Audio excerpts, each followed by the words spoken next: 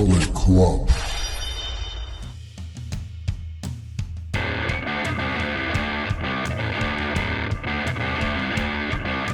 Welcome back to the channel if you've been with us before. Welcome to the channel if this is your first time with us. This is Lealan Presents. I'm Alan. This is Leanne. As you've seen from the title card about 10-15 seconds ago, these are our Dynasty predictions. The AEW Dynasty predictions, rather. Not just a general Dynasty. Yeah, wasn't that a TV show in like the 80s or something? Yeah, I think so. Dynasty. Dynasty? Yes. Yeah.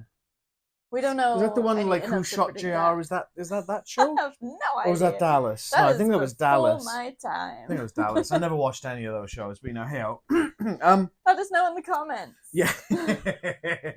So these are going to be our predictions for the upcoming show from Philadelphia this coming Sunday, which is the 6th of April in 2025 AD, not BC, because that'd be weird. Yeah. Unless you have a time machine, obviously. Mm. So obviously with these, there's a lot more matches to cover than there is in the WWE PLE. Yep. There's precisely over twice as many in this case, because the last two PLEs have had 4 matches each. Or three PLEs have had 4 matches each, whereas this has 9 matches thus far. And we haven't even got any pre-show stuff yet. No. Although, they haven't said anything about a pre-show at all. Interesting. On last night's Dynamite. I didn't see anything about a pre-show on the social media pages, unless I just missed it. Potentially there may not be a pre-show, but I really doubt it. Yeah, they've always done one. And I'm wondering if that train wreck of that the sort of interview thing last time has kind of kiboshed them a little bit on everyone. Maybe they're just changing things up, maybe they're just changing things around. But as I say, as it stands right now, there are 9 matches on this card. Out of the 9, Leanne, how many do you think are title matches? Quite a few, I think. 5? 7. Whoa! 7 matches out of 9 are title matches. It wasn't until Dynamite last night, which would have been the 2nd of April, the edition of Dynamite, that they announced the Owen Hart tournament. Yes. Brackets for both men and women. And therefore, the first matches of those tournaments are taking place so those are Dynasty. The only non-title matches. Correct. But I mean, down in the long run of things, when you think about it, it's an Owen Hart Cup, and you get a title belt. Exactly. So is it still technically a title match of sorts? Ooh, semantics. So the way that we generally do this, and that's a bit of a broad term in this one, is that I'll do non-title matches first, in least looking forward to most looking forward to, followed by the title matches, in least looking forward to most looking forward to. This one was really difficult. Yeah. Because all of the matches on this have potential to be great, with my maybe 50% of one match not being so much. I think I can already know which one. I mean, let's jump into that one first, because that is first on my list anyway. So the first Owen Hart Tournament Cup match is the quarterfinals on the women's side, which sees Mercedes Moné facing off against Julia Hart. Yeah. So 50% of this match is great. Yes. The other 50%, not so much. Nope. And this is usually the time I would throw to the camera and go, I'll let you decide which 50% is great and which 50% isn't. But I'm not going to do that, because there are somehow supporters for Mercedes Moné somewhere. Yeah. Who will be like, oh, Julia Hart sucks. No, try the other way around. Mercedes Moné is the biggest overrated piece of talent in that locker room. Something. She doesn't. I'm trying to keep it PG. Come on. She does not deserve three championships. Nope. With 4 belts. The way she has. No. Absolutely friggin' no way. She's a train wreck, and I can't stand it. I'm really annoyed she's kept that many belts for this long. Yeah, for how long we'll find out. So, as I said, the brackets were shown on Dynamite. I'll pop the women's bracket somewhere sort of down here somewhere as I'm talking about this now for you to see who's in the tournament. It's going to be 8 women, I think it was. Yeah, 8 competitors on the women's and 8 competitors on the men. Cool. So obviously you do 2 versus 2, and then they go down and decide the tournament finals.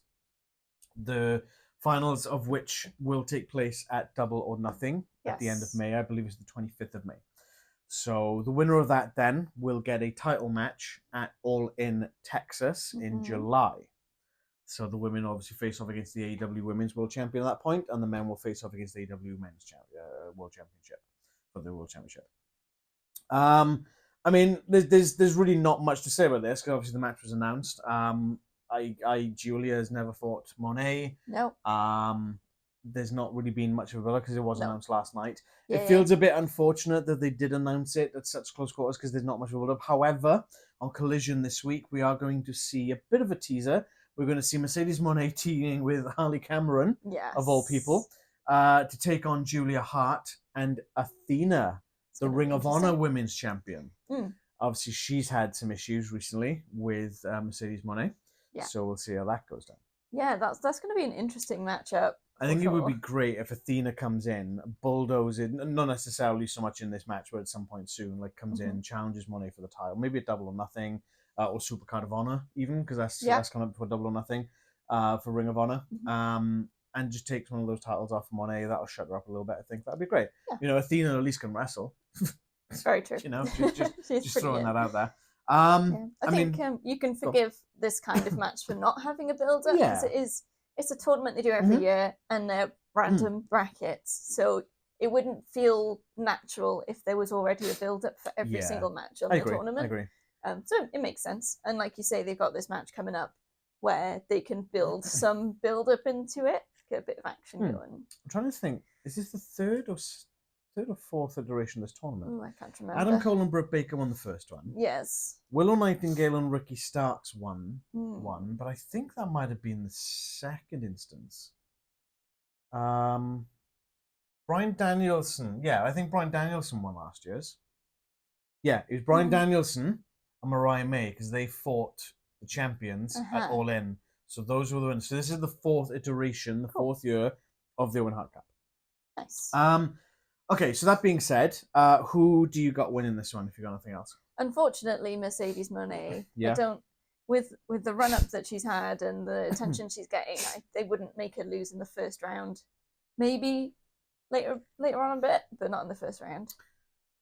In a very uncharacteristic turn in this sense, I'm using my desired result on the very first match for Julia Hart. Fair enough. Because I really don't want to vote for Mercedes Moné. Now, what I would love to happen is to see Julia and Athena win over Moné and Harley Cameron. And I like Harley Cameron, don't get me wrong, but I want to see Mercedes lose more. Yeah. And then obviously Mercedes Moné takes exception to it, starts mouthing off at Athena. Athena shows up at Dynasty, distracts Mercedes Moné, costs her the match, Julia goes through. That would be an ideal world for me. Which then sets up sets up the Athena versus Mercedes Moné. Yep.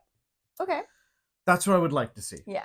But we'll see how it goes. We'll see how it goes. Sticking with the Owen Hart tournament, we're going to cover the men's match next. So the first men's match for this tournament will be Will Ospreay versus the recently debuted Kevin Knight. So again, much like the women's tournament, I'll chuck up the brackets here for a short period of time for you to see who's on the brackets. There is a wild card involved in this. Yes. Originally, Kevin Knight wasn't meant to be in this tournament.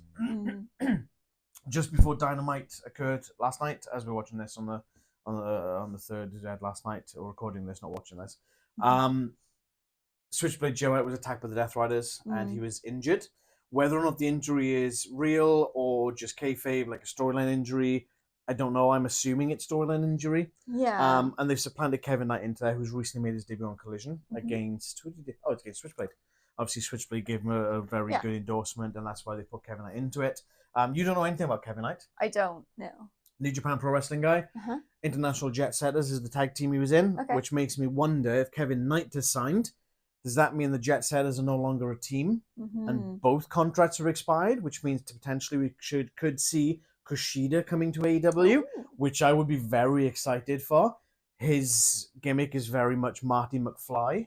So he comes out with the bomber jacket, he's got the clock thing, and he goes up on the top rope, and he's literally the clock, and he looks, and it's very much Back to the Future. He loves Back to the Future. But the International Jet Setters, Kevin Knight, Kushida, fantastic tag team, both phenomenal talents. I'd love to see this team in AEW. I'd love to see Kushida in AEW because I think he'd be great. He went to WWE NXT, and they completely fumbled it, completely dropped the ball. Oh, was it Kushida? Yes, it was Kushida.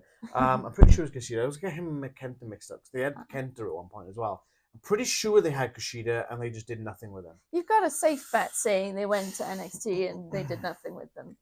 Just about so many people. Anyway. But, again, but like this, there's no particular build-up with this. We did see a tag team match last night, much like we're going to see on Collision with the women's tournament bracket, We did see a match last night where we had Blake Christian and Lee Johnson versus Will Ospreay and Kevin Knight. Mm-hmm. Obviously, the other side of the coin of this is that both guys were facing each other. Didn't know until after the match. Yes. They knew in the tournament. They didn't know the match was taking place at Dynasty, but they were on the same team as opposed to opposing teams. And they worked really well together. It was fantastic. There was a lot of respect afterwards. There was a handshake, a bit of a like a pull apart, and then they pulled him back in. He's like, okay, all right, you know. And then he was like, yep, you're fighting each other at Dynasty, and it's like, yes, let's go. Mm-hmm. They were so excited. It's going to be great. This match is going to be straight fire, I swear. And what a great opportunity as well to be like not long in the company. Obviously, he's established elsewhere, but not long in the company, straight into a PPE match. PPE? PPE? Personal protection equipment. That one. Straight into that. PPV. With a top star of the company. First round. Great opportunity. Oh yeah, absolutely. It's good. And it's good then because obviously Ospreay can probably wrestle a paper bag and make it a match with a contender. But obviously Kevin Knight has a lot of great talent, and to put him in with someone like Ospreay, absolutely the best idea. Excellent. Yeah. Because he will be able to show his talent in there. Cool. Anything else? Nope. Who you got? I think Will Ospreay still. But I have no doubt there's gonna be some close calls. Yeah. Yeah. I think maybe good opportunity to get into the tournament straight away, but maybe not the right place to get very far in it yet. Yeah. I agree. I think Will Ospreay is definitely winning this one. Obviously, it's not a knock on Kevin Knight. No, not at all. Absolutely not. I like Kevin Knight. I like Kushida. I like the Jet Setters. They're all fantastic. Will Ospreay is obviously one of my favorites right now. I'd like him to get a bit more established in the company before like progressing further in the tournament. One thing I do particularly like about this tournament is that it's not, we're having 3 matches on Dynamite, 2 on Collision, and we're going to have it across 3 weeks, and it's going to be all said and done. Yeah. This is a bit more of a longer burn. We're in the beginning of April. The finals take place in like the last week of May. Yes. We're probably going to get like 1 match a week building up this, and I think it's going to be great for that heightening the drama and the tension of this entire tournament. I think it's going to be great. Yes. Cool. That's it for our non-title matches. Yay. The title matches, as I say, I would usually go through least looking forward to, most looking forward to. I think there is still some semblance of that in this, but some of them are very much, they're on the same level. Yeah. There is obviously one particular, or 1 or 2 particular matches, which I'm like, yeah, these are going to be the absolute straight fire of this particular show for storyline or for wrestling ability itself. And we'll obviously get that when we get there. But the first match we're going to talk about for titles, we're going to talk about the Hurt Syndicate defending their tag team championships against Big Bill and Brian Keith of the Learning Tree. So, obviously, Big Bill, Brian Keith, under Jericho's guidance, wisdom, whatever you want to call it, they've come really far, you know, and it's like when we saw the Dynamite Inclusion Champions in Cardiff, everyone was on the side of Big Bill. Whenever they do, like, Australia, they were chanting for Big Bill. For some reason, outside of America, Big Bill is like one of the most famous guys in the company, and everyone loves Big Bill. And he's got so much potential. He does. He really does. I wonder how much of it is no one cheers for Big Bill, so we're going to. It's like a sympathy cheer. But like he's great, but it just completely derails everything. It kind of does, yeah, because he gets a bit heated, and he's like, yeah, that's a very British thing to do. Yeah, it is.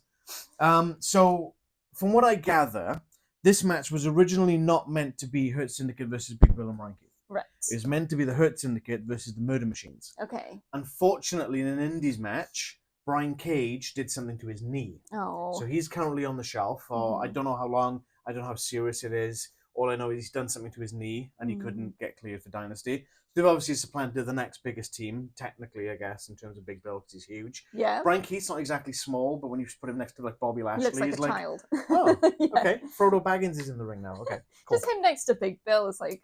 Yeah, it's a bit like Little and Large, isn't it? They pretty much, if you average them out, they're about the same size as Lashley.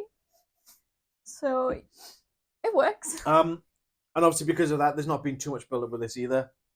A couple of, I think it was like last week or maybe the week before, they come out and said, right, we want a tag title shot, or it might have been in the back. I don't remember specifics exactly. Which the Syndicate says, oh, you think you can just rock up and get a title shot like that? You got to prove yourself. Yeah. So what did they do on Dynamite? They went out and beat down 2 local talents, quite spectacularly, I might add, and won the match, obviously. Yes. I don't quite know how that sort of makes it them proving their worth for a tag team title shot. I think the Hurt Syndicate said, you've got to win in order to be on our level, and they won. I mean, they won. Yeah. It might have been 2 scrawny guys, but they won, I guess. They won. Playing the system, right? Playing the smart. Was it work smarter, not harder? It's the learning tree way. Yeah. But obviously they've now found themselves in this match, which was announced a bit later on in Dynamite. So we've got a tag team title match. Yep. It's always good to see the Hurt Syndicate. Bobby Lashley is killing it with his gimmick. Obviously, on the side of that, we do have this current MJF MVP storyline going on. It's very interesting. Where MVP offers MJF the card. MJF comes out 2 weeks later and he says, I'm in. They're about to shake hands. Out comes Lashley and Shelton Benjamin. Bobby gets in MJF's face. And this is kind of what I thought was going to happen, was going to be Bobby versus MJF on this show. Clearly that's not going to be the case. Takes the card, rips up the card. MJF obviously gets a bit PO'd over this. MVP's like, what the hell's going on? And there's a little bit of like, I wouldn't say too much tension between MVP and Bobby, but it's like a little bit of a disconnect. They're clearly not on the same page. Clearly not on the same page. But they've said they don't need MJF. But MVP is like, come on. So we'll see how that goes. I'm wondering if MJF will make an appearance somewhere here. Maybe help Hurt Syndicate retain. Maybe to try and get in those good books of Shelton Benjamin and Bobby Lashley. Maybe. I don't know. But yeah, I'll be interested to see how this goes on in the future. Even if there's nothing going on here, this is obviously going to be playing out over the next couple of weeks on Dynamite and Collision, etc. Yeah. Anything else you got with this one? No, I don't think so. Who do you got? I think I'm going to go with Hurt Syndicate. You hurt people. I think that, especially talking about the MJF stuff, there's a chance that something might happen that throws the match out. So that Big Bill and Bryan Keith are in this to prove themselves to Jericho as well, because he's having a bit of a learning tree. Yeah, he's not very happy with how things are going. So it's a bit like, if they lose, what's going to happen to the learning tree? Yeah. But also, Hurt Syndicate are so on top right now. The crowd loves it. It's very hard to imagine them not carrying on that momentum. Yeah. So I think, if anything, they'll come out on top. Yeah, I agree with that. And for anyone who's saying, why is Leanne giving her predictions first, I probably should have prefaced this in the beginning. Well, something else we don't have to. She's very easily swayed. So if I was to say, Big Bill and Bryan Keith are going to win, she'd be like, yeah, I'm going to go with that. I feel like we shouldn't be advertising that I'm easily influenced. Well, yeah. Also on the back of that, I forgot to mention at the beginning, is that if anything does change, obviously we've got Collision to go prior to the event. There's probably going to be some pre-show matches, maybe a couple of other matches that get added to this card. Anything that does get changed between now and the pay-per-view itself on Sunday, we will update the description to this video down below with all the updates, new matches, if we change our minds on the predictions, etc., etc. But yeah, I think you're right. Hurt Syndicate is really over right now. Yes. I think that would really, if you had the learning tree take those titles from Hurt Syndicate, you'd really drag all that wind from their sails. And it would just end up stagnating and just sinking into the ocean of the Titanic. Other side thing, as you say, Jericho's not particularly pleased. Big Bill seems to be getting a bit irked with the way that Jericho's been speaking with him recently. Yeah. And it's only a matter of time before that sort of gets pushed from a little crack to a complete fracture. And then Big Bill just turns on Jericho and slams the hell out of him. It'll be great. Yeah, and a big loss at pay-per-view. Yeah, exactly. Could do it. Exactly. Speaking of Chris Jericho, our next match is for the Ring of Honor World Championship, which sees aforementioned Chris Jericho defending his Ring of Honor title against Bandido in a mask versus title match. Yes. So, and I'm going to briefly skim over this. The last pay-per-view, Revolution, which about 4 weeks ago, Gravity was meant to take on Chris Jericho on the pre-show, on the, I think it was 0 hour on that one, particular one. Before the match, Jericho smashes Floyd, the baseball bat, into Gravity. The match gets called off. The learning tree, all three guys just sort of start beating him down. Bandido comes out, tries to cover him. Jericho rips the mask off. Bandido goes, jumps over his face to obviously Lucha Libre. The mask being pulled off is like the greatest sin you can ever commit. So Bandido covers him. The mother comes into the ring with her sister, tries covering Bandido's face. But Jericho's still been walking around with this mask. He's even been wearing it in promos and interviews. And it's like, oh my God, such desecration. But it's such a Jericho thing to do, and I love it. It's so good. It's so on point for Chris Jericho. And Bandido's obviously said, I want that title. I want it back. And Jericho said, okay, tell you what, if you beat me for the title, fair enough. However, if I beat you and retain this title, I take your mask. You unmask and I take it. That's huge. It's massive That's stakes. massive. Yeah. There's not really been much else. There's not been much back and forth since that. I mean, there's been a little back and forth, but nothing much from Bandido's side. Yeah, I think they got the mask back. I don't remember that. I'm sure I remember. I think I missed it actually happening, but definitely remember Jericho saying that it was stolen from him. I think the problem is that we don't have time to watch Ring of Honor as well. So it's probably happened on there because obviously it's part of Ring of Honor storyline. Yeah, potentially. But yeah, I mean, this will be good. The previous matches these guys have had have been great. Yeah. You know, Jericho can still go. I don't care what the fans say. He can still run rings. Yeah, he can. It's phenomenal. And Bandido's incredible. Yeah. Anything else about this one? I think you covered it. Yeah. Who's winning? I mean, it's tough, but I feel like I've got to say Bandido because it's that those stakes of losing the mask. If he loses the mask, that sort of changes everything for him. Yeah. See, it's supposed to be if they lose the match in a match, they don't get to just come back next week with lose different the mask on a match. On a match, yeah. They don't just get to come back with a mask on. That's their identity revealed and their time as a luchador effectively over, unless you're Rey Mysterio. But that's it. Well, Rey Mysterio kind of built himself back up into it was a bit. You know, he got it back. So the stakes are much higher. It's not an even thing. Yeah. But it's hard because I feel like if it wasn't for that stipulation, I think I would have said Jericho. Yeah. You're right, this is a really difficult one. I'm kind of leaning towards Bandido, but my problem is that they took the title from Mark Briscoe and put it on Jericho because of potential syndication and television deal for Ring of Honor. Yes. That has not happened yet. True. So would they keep the belt on Jericho to keep that in the graces, or is Bandido enough? But I guess it looks kind of like a superhero character, and I guess that kind of pushes that. I don't think there's much, because there's nothing like controversial about Bandido. No. I don't know. Yeah, I'm going to go for Bandido as well for now. For now. I am going to have a think about this one, because I should have probably thought of this prior, and this is kind of how we do the action. I'm kind of talking it through and kind of come with it on the spot. Yeah, I'm going to go for Bandido, but if that does change, as previously mentioned, I will change it in the description down below prior to the event taking place. That is a very difficult one to call. Yes. I might need to watch Ring of Honor this week to see if there's any updates on that. Yeah. Okay, moving on to the next match. We've got the AEW Women's World Championship match, where she's Timeless Toni Storm, defending against Megan Bayne. So Megan Bayne was on excursion. I don't remember where. It might have been Mexico. It might have been Stardom. I'm not entirely certain.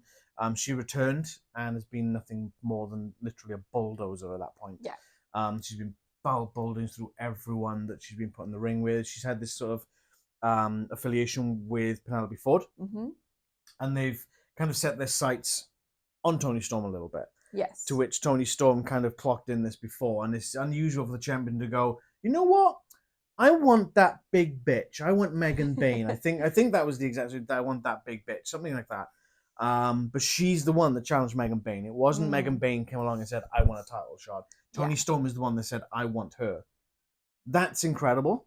That's obviously more character building for Toni Storm because she's willing to put the title on the line against anyone. It's not just someone who's like I don't know, 100 pounds soaking wet. Megan Bayne is a specimen. She's a monster. She's like Camille. Yeah. You know, she's jacked, she's tall, she's muscular, she's powerful. Everything that Toni Storm's not, really, when you think about it, you know. And not to say Toni Storm isn't powerful in her own right, but it's a very different kind of powerful. Yes, exactly. I think Toni Storm definitely uses more of the mind games and the psychology to get into people's heads as opposed to Megan Bayne, who just punches things. You know? And obviously the promos that we've had, there's not been much per se in terms of in-ring. There was a promo that was taking place and Megan Bayne came up behind and did slap it, I think it was a sleeper, a really good joke, onto Toni Storm and put her out. I think that, if I remember right, that's the only actual physical altercation that has taken place. It's been more Penelope Ford that's been doing it, who, as I say, has an affiliation of some sort with Megan Bayne, to which extent we do not know. Yes. But the promos, and I'm not going to repeat some of the stuff that Toni Storm has been saying, because it's probably not viewer friendly. We try and keep this as friendly and as accessible as possible to everyone watching our channel. I think some of the stuff that Toni Storm does say sometimes comes across a bit like, huh? Yeah. I think one of the things she said on Collision, I turned to you and said, what did she just say? Yeah, she tells that line. Yeah, and it's great. Don't get me wrong; it's fantastic, and I love it. Yeah, but not for YouTube. Yeah, I think I want to make this as successful as possible. Yeah. Yep. So, I mean, there's not really much else. I think Toni Storm is in a match on Collision, but I can't remember if it's against Penelope Ford or not. Yeah. Anything else? I think this one's going to be very interesting, and it sort of occurred to me as well that Toni Storm has had the Hollywood ending. So I know that was like specifically between Mariah the two May. of them. Yeah. But I think we haven't seen since, by the way. True. I think that there's a danger there at that peak. That where does she go from there? Well, I think we talked about this last time before she had the amnesia bout. Yeah. Very true. That she's peaked, and she's kind of. It needs to be careful not to just keep treading that same line constantly. You need to constantly evolve, and they did. Yeah. And obviously, as you say, they've had this Hollywood ending. Where do they go from here? Yes, exactly. So it's sort of leaning me towards what if Megan Bayne won? Okay. Because it would, I don't know, if Toni Storm's the one that put the challenge in, it sort of skews that power balance a little bit in my mind. Yeah. And if anyone can take her down when she's on this high, someone big and powerful could do it. It'd be a huge boost to her. Like you say, she's been steamrolling everyone for a while. So why not give her the title and see what she does with it? Give Toni Storm a break. Yeah. And see what she can come up with next. And a lot of the talk of the championship matches is, well, it's champion's advantage. Yeah. And yes, that is a thing. Obviously, count out and disqualification, the champion retains. I also feel a part of the champion's advantage is that the challenger is always chasing the champion. Yes. This feels completely flipped, and the champion is chasing the challenger. Yeah. Exactly. For that challenge of beating someone who's much bigger, much larger, whose presence potentially is bigger than the title, or feels that it's bigger than the title they're holding. And that's a very dangerous precedent to be putting a champion into. Plus, who knows if Penelope Ford gets involved? True. And Toni Storm's got no one apart from Luther. Yeah. So is that your pick, Megan Bayne? I'm going to do it. That's my pick. Go for Megan Bayne? Yeah. Okay. Let's go for it. Cool. I feel that it would be too soon to flip this off of Toni. She's the first 3-time women's champion in AEW. Oh, she can be the first 4th time as well. Oh, don't. Everyone loves a record. Don't be WWE A-dubs, please. So I'm going to stick with Toni Storm for the time being. Yeah. As I say, this card is really difficult with some of these.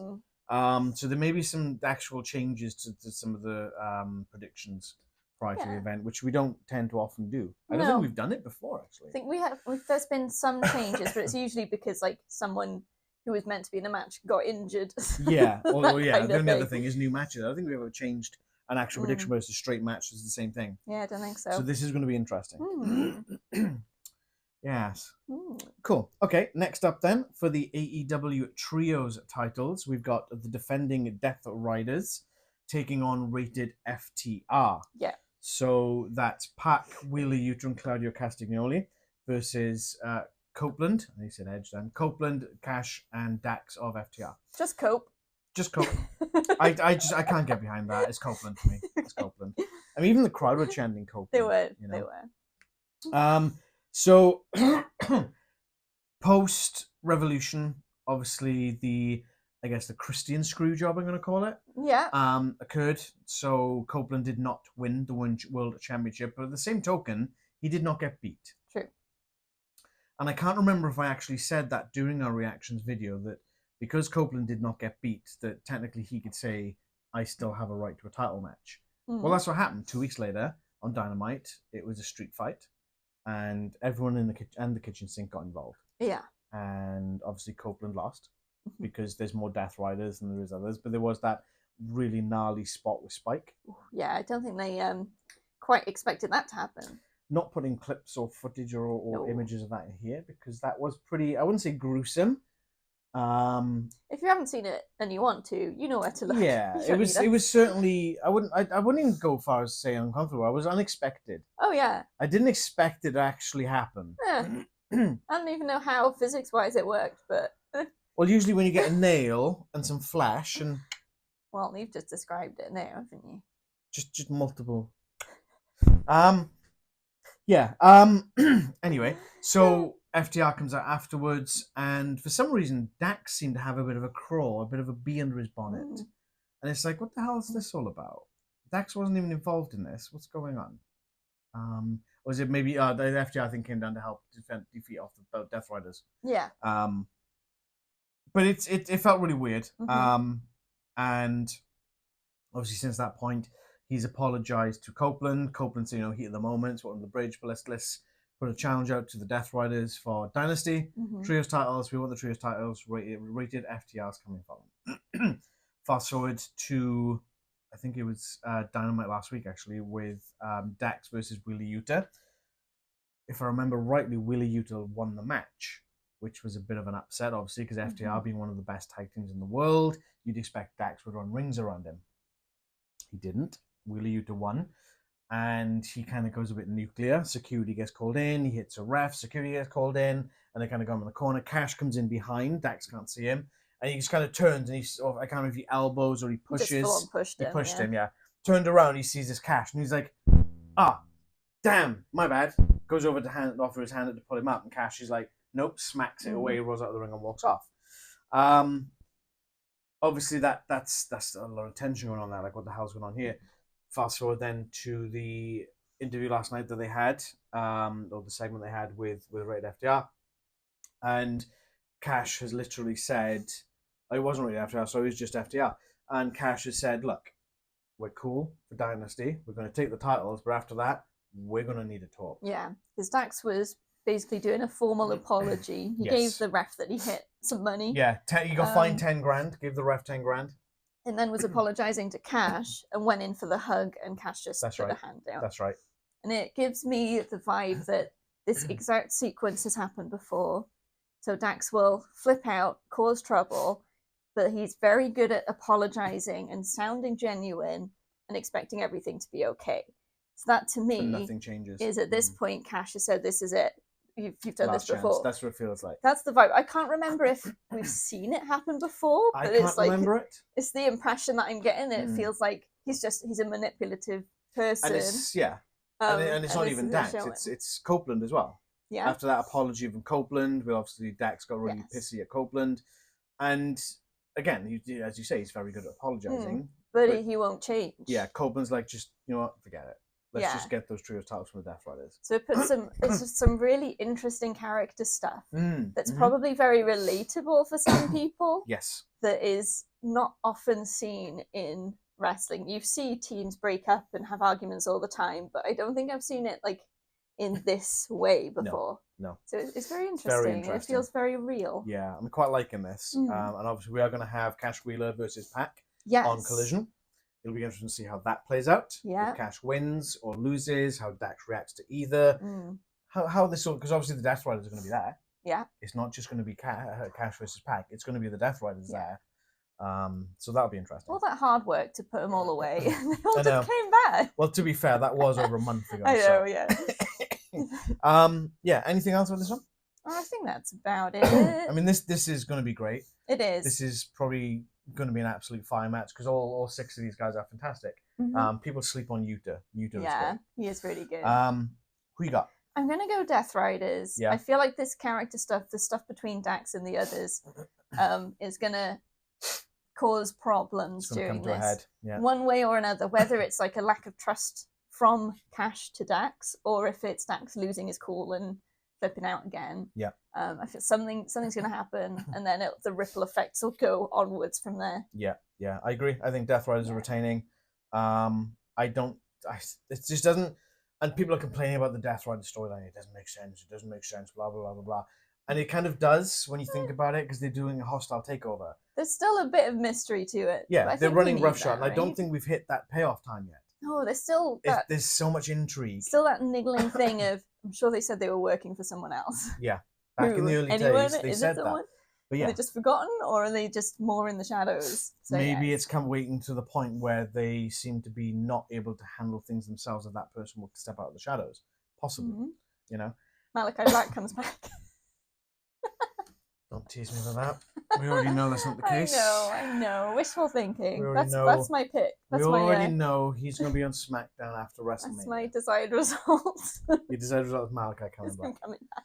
Coming black. Yes, I agree. Cool. Next match we're going to take on then is going to be for the TNT Championship, which is Daniel Garcia defending against Adam Cole. Baby! In a no time limit, no outside interference match. Watch the last 10 minutes and that's it. Oh, this thing's definitely going more than 20. It's going to be long. Obviously, the biggest caveat is no outside interference. Yes. So no Undisputed Kingdom, no 2.0, none of his friends are going to be there on the ringside. And that's great, because obviously we've had numerous matches now between Adam Cole and Daniel Garcia. We've had tag matches with the Undisputed Kingdom and 2.0 or Daniel Garcia teaming up against different people like Shane Taylor Promotions and whatnot.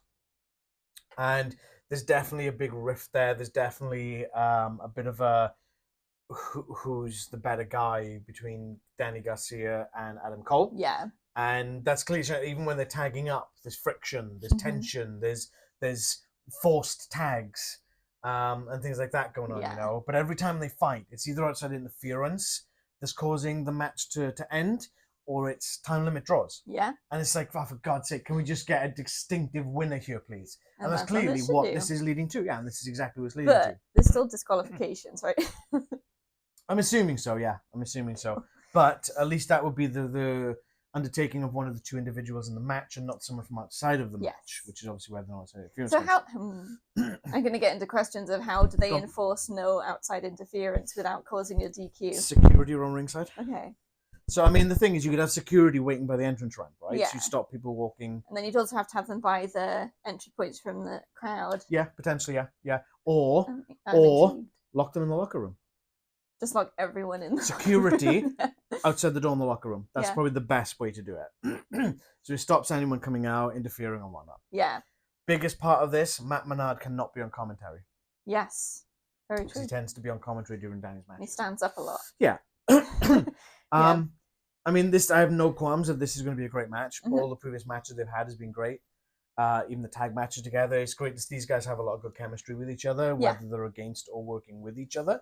So this is going to be a fantastic match. Yeah, I think it's interesting actually seeing a stipulation match that isn't one of the rotating ones that we always get. It's something different. It's something different, and it's kind of forcing, in a sense, straight wrestling. Yeah. Because they can't muck about and do other things. Yeah, exactly. So yeah, I think it's really interesting. The other thing that strikes me is the reason I feel like there's the tension between these two, aside from whatever drama's going on, is they're very similar characters in a way. In a sense. They're sort of, I guess, the same character at different points on the timeline. Yeah. Danny Garcia is a young Adam Cole. Yeah, so he's going to be Adam Cole one day, but at the moment they're looking at each other as, I guess, well, they are opponents and they are it's like looking in a mirror. Like a time travel mirror. But it makes for an interesting clash and interesting matches. Yeah. So, yeah. No, it's going to be good. And I definitely think it's time for a definitive winner. Yeah. We need an answer. Who is the better man at the end of the day? And I think there's definitely going to be a definitive winner on this one. Yes. The question is, Leanne, whom? Adam Cole, baby.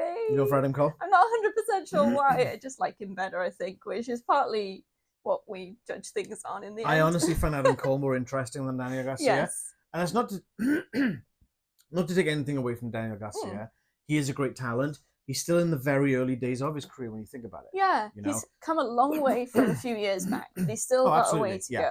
I think he needs to revert back to that Red Death gimmick, though. Because that guy was cutthroat, ruthless, take no prisoners. Yeah. This Danny Garcia is still a bit more, I want to be friends. Yeah. Almost. It's kind of like he's reverted back to that kind of thing. He reminds me of a bit of a belligerent teenager sometimes. A little bit, yeah, a little bit. Grow up. Yeah. Who am I going for, Liam?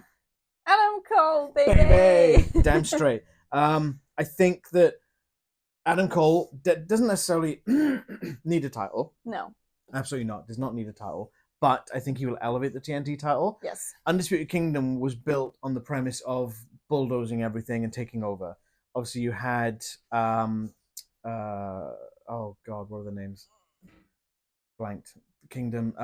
Bennett and Taven. Yes. Were Ring of Honor tag champs for the longest time, and they had those belts there. But they obviously since lost them, but there's not been any AEW gold within this faction. Yeah. Having that there will kind of almost elevate that faction to what it should be kind of heading towards. Okay. You know, kind of what the Death Riders are, because they've obviously got the true side, they've got the world title. Death Undisputed Kingdom hasn't had anything, and it's like, well, okay, great, whatever. Yeah, true. And I think Danny Garcia losing this title, his first singles championship, will be maybe that kick up the ass to more of a serious nature. Yeah. Going back to the Red Death, as I say, I think that would be a really good move for that and sort of have him go back to that. Yeah, sounds good. Cool. Next up then, for the AEW World Championship, Jon Moxley's defending against Swerve Strickland. Got one question for you, Len. Whose house? Swerve's house. Damn straight. So, Swerve beat Ricochet at Revolution to not only get back the robe for Prince Nana, but to also become the number one contender. Yes. At the end of that show, once Moxley had retained, he's waiting by the entrance where he's heading back up to the crowd. He's by one of the entrance, I don't quite archways or whatever. Yeah. Prince Nana's there, blocking the way, and he's mouthing off. And he kind of points up and Swerve's on the top, and he dives off, and it was great. It was spectacular, and that's obviously how that show ended. Comes out on Dynamite, and Swerve in his match with Ricochet actually ruptured his eardrum. Yeah. What does Moxley do? Stomp him on the eardrum. Yeah.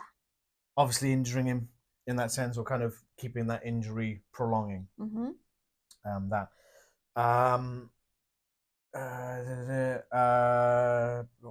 give me a second while I'm just reading through my notes, because there's no, again, this is one that's not had a massive amount. There's been talking back and forth, but there's not really been any sort of physical altercation. Last night in Dynamite, on Dynamite even, there was a mixed tornado tag team match. Yeah, that was which I've not seen in a long ass time. Where you had Willow Nightingale teaming with Swerve. Obviously, Willow's got a beef with Marina Shafir. My brain is shutting down, apparently. And obviously, they were taking on Marina Shafir and Jon Moxley. So you're kind of having a direct tease. Yes. Because you're not necessarily going to see Jon Moxley versus Willow or Swerve versus Marina. Although they did kind of go down that route a little bit. Yeah, Swerve really kicked Marina because Jon moved out the way, or she pushed Jon out the way, took the bullet, and after the match, I mean, there was a point in the match where Jon Moxley grabs Willow and he's threatening to hit the Death Rider on her. Swerve's got Marina Shafir up, but I can't remember what he was trying to hit on her, but it was like, oh my god, this is gonna be nuts. But Marina's there, she's like doing, do it. But Moxley drops Willow, and then obviously Swerve drops Marina because, you know, it's beating up a woman, you know, a man beating up a woman. That is what it is. It's such a hard type of match to get right, and they did such a good job. They did it, yeah. Anyway, Marina Shafir took a beating from Willow. She pinned Marina Shafir. Yeah. The Death Riders lost the match, which was interesting. Very. After that, Mox did jump back in the ring and did actually hit the Death Rider on Willow. Yeah. Which was like, what the hell? Oh. Where did that come from? After this whole match of really creatively avoiding it, they just did it anyway. But then that's the thing. It kind of furthered, because that's what the Death Riders do. Yeah. They don't give a damn. Exactly. You know, they will do whatever the hell they want, whenever the hell they want. If he wasn't a heel before. He definitely is now. So then obviously that leads to being backstage, and Swerve's concerned for Willow. Willow's going under the medical staff's treatment and whatnot. And he sort of threatens Moxley that not the Dynasty, not a collision, but by the end of this night, I'm going to have my hands on you. And he starts this hunt. Cut to the end of the show, post Copeland beating Claudio. Oh my god, my brain, I swear to god. And they go backstage, and Nana's sort of chatting up with Swerve, and it looks like they're getting a bit of a heated discussion. Yeah. And Nana kind of storms off. Swerve starts walking down this corridor, and all of a sudden, Hangman's coming in from behind. And he's like, hey, what did I tell you? As long as I'm here, you'll never get that world title back ever again. And it goes into this bit of a shouting match, and security gets involved. And he's like, you know, I burnt down your house.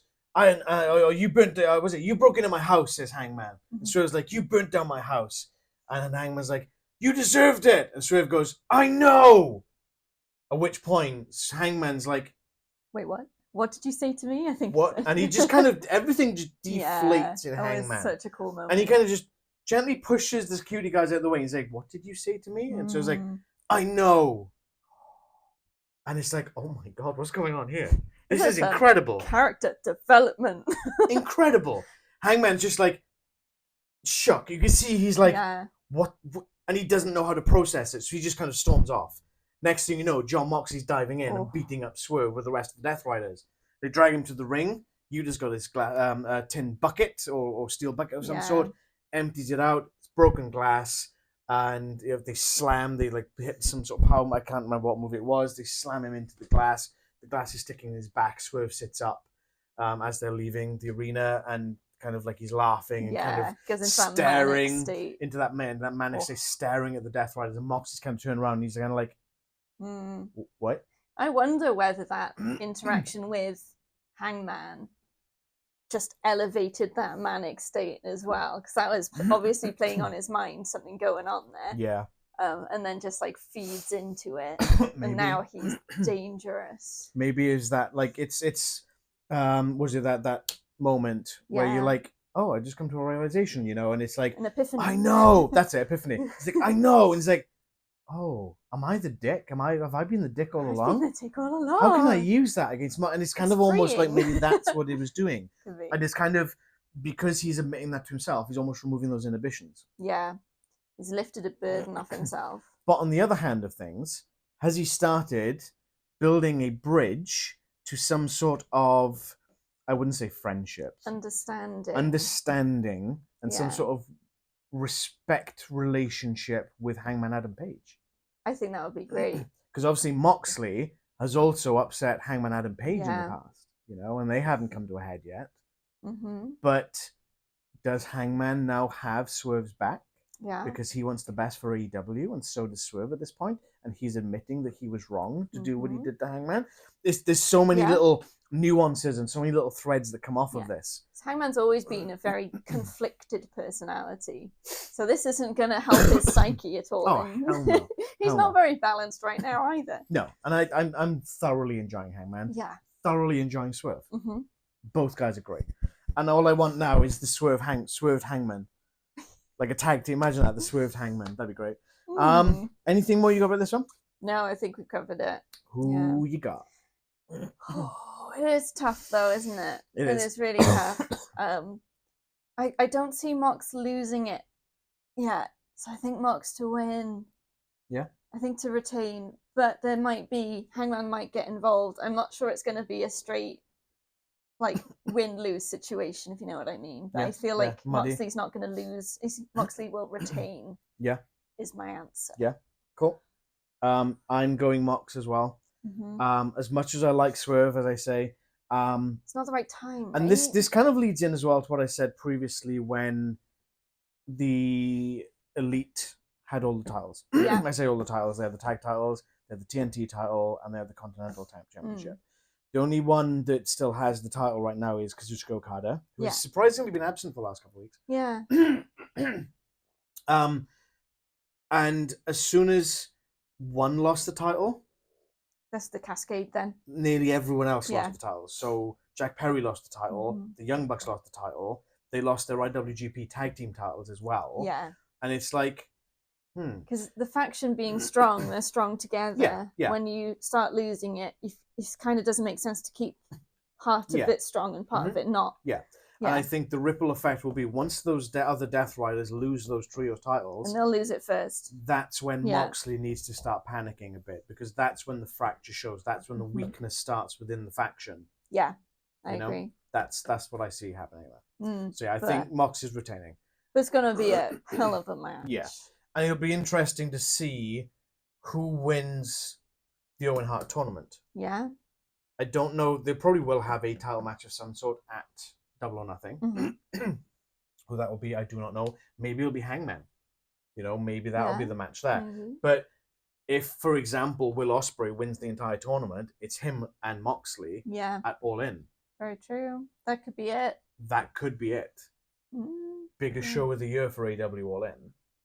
Yeah. Interesting. Yeah, cool. Cool. And we're going to now move on to our final match of this particular card for predictions. We've got defending the AEW International Championship. The best bout machine, Kenny Omega, is defending against Ricochet and Speedball Mike Bailey. Yes. So anyone who only watches pay-per-view to pay-per-view will be like, Speedball who what? Huh? And basically this started when... Oh, excuse me, I'm gassy tonight. They had a little mini tournament of sorts to determine the number one contender for the International Championship for Dynasty. I can't remember all the competitors, but it boiled down to 4 singles matches. Oh, and a cat. And Rags. And the winner of each match goes on to a 4-way match on an episode of Dynamite. Yes. The winner of that match gets to face Kenny Omega. Now, the observant of you out there watching in YouTube land will realize, well, wait, there's 2 challengers, but you just said 1 winner. Correct. Both Ricochet and Speedball Mike Bailey pinned Mark Davis. Yeah. At the same time. At the same time. It was great. And the ref counted it, and then Ricochet's like, I won! And Speedball Mike Bailey's like, I won! And the ref's like, you both won. And then obviously we get the triple threat match. Yep. Which is going to be straight fire. Oh, yeah.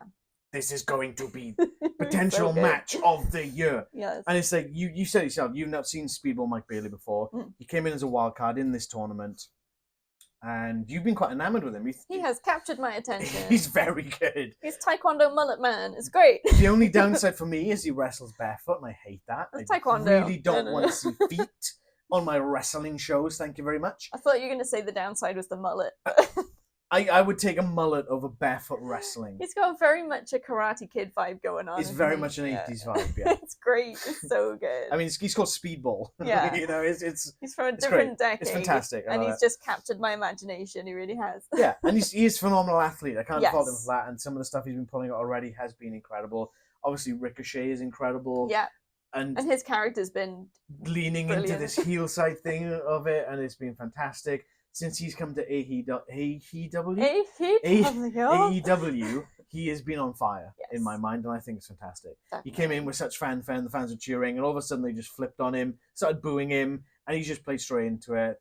Even so much as saying that, like on a promo thing with Speedball and Kenny Omega in the ring, having this sort of chat-to-chat, face-to-face chat in the ring. Ricochet sends a video of him at his wedding. Recording a video. Yeah. Apparently he's married now. I need to look into Congratulations! That, yeah, if you are Ricochet, congratulations. I feel like it's such a weird pull if he wasn't actually at his right? wedding. And I'm wondering if that means that Samantha Irvin is going to turn up at some point. Because you never know, cool. Right? But there's not really been much else for this. There's not been much of a build for this. I think they're still giving Kenny a bit of a lighter schedule because of his diverticulitis. Yes, because of his recovery is probably still ongoing slightly. They're just playing it a bit safe, which absolutely makes sense, and I'm absolutely fine with that. No problem whatsoever. Anything else you got on this one? No, this is going to be awesome. Who you got? Oh, Kenny. Kenny Omega to retain? Hey, yes, Kenny. Yes, Kenny.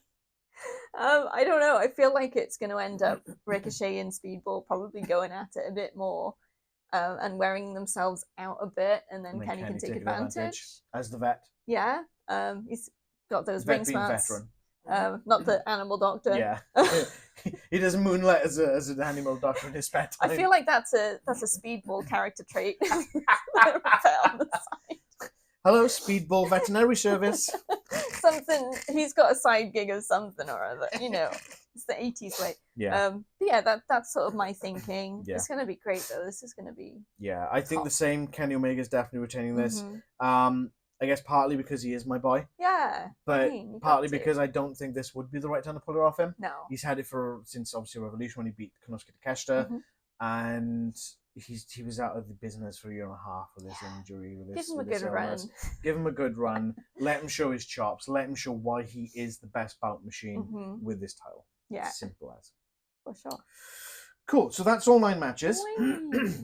What's your least looking forward to match on this card? They're all so good. It's going to be the one with Mercedes Mone in it. But that means Julia Hart as well. Yeah, I feel like, though, in my mind... I feel like I'm backed into a corner here. In my mind, Julia's not going to get a good enough opportunity in that match because of who she's with. Or she's going to carry the entire thing. Possibly. But then it's going to be like, there's not going to be a middle ground, right? So either way, that's the least. If I had to pick, it would have to be that, and I hate to do that because the Hands of Hell are great, and Julia Hart's fantastic. But we know it's not because of her that we're putting it at the bottom. No, it's because of Mercedes Moné. Yeah. Absolutely, 100%. We want the puppet to wrestle instead. Most looking forward to match. Oh, it's the Kenny and Ricochet and Speedball one. Not Mox and Swerve? It's close, but as soon as you started reading out Kenny and Ricochet and Speedball, I was like, no, that one. I think in terms of, for me, it's definitely the triple threat. Obviously, it's right at the top for me. That's there. Mainly because one of my all-time favorites is absolutely in this match. I think that will be the best wrestling match of the night. Yes. I think the best story progression will either be Smox and Swerve or Death Riders and Rated FTR. Yeah. Yeah, so those are definitely up there as well for most anticipated because I want to see how this story is going to progress further. Yeah, completely agree with that. Cool. So we'll be back then with our reactions on Monday, April 7th. So look forward to that. In the meantime, Leanne's going to take us away. Hey, thank you so much for watching. We appreciate you so much. The subscribers keep going up. It's amazing. Thank you so much. If you haven't subscribed yet, what are you doing? Why not? Just go do it. Hit subscribe, hit the bell to be notified when we drop new videos, and then you won't miss stuff. Because we all hate missing stuff. I mean, if you like wrestling, you like bells, right? Hit the bell. Hit the subscribe bell. Ding, ding. Ding, ding. Anyway, you can follow us on our socials. Our link is in the description below. That was a pretty good Ted DiBiase laugh. Yes. Link is in the description below, which will take you to Instagram, Facebook, and X. You can talk to us there or talk to us in the comments. Let us know what you're most looking forward to match is. What side gig do you think Speedball is going to have? I've called vet. I'm going to go plumber. Plumber? Oh, be like TJ Hopper from WWF back in the day. That one. Great. So that's Have you blocked your toilet? Speedball will sort it. Amazing. So until next time. Mullets, yay or nay? Bye. Did you just yay mullets?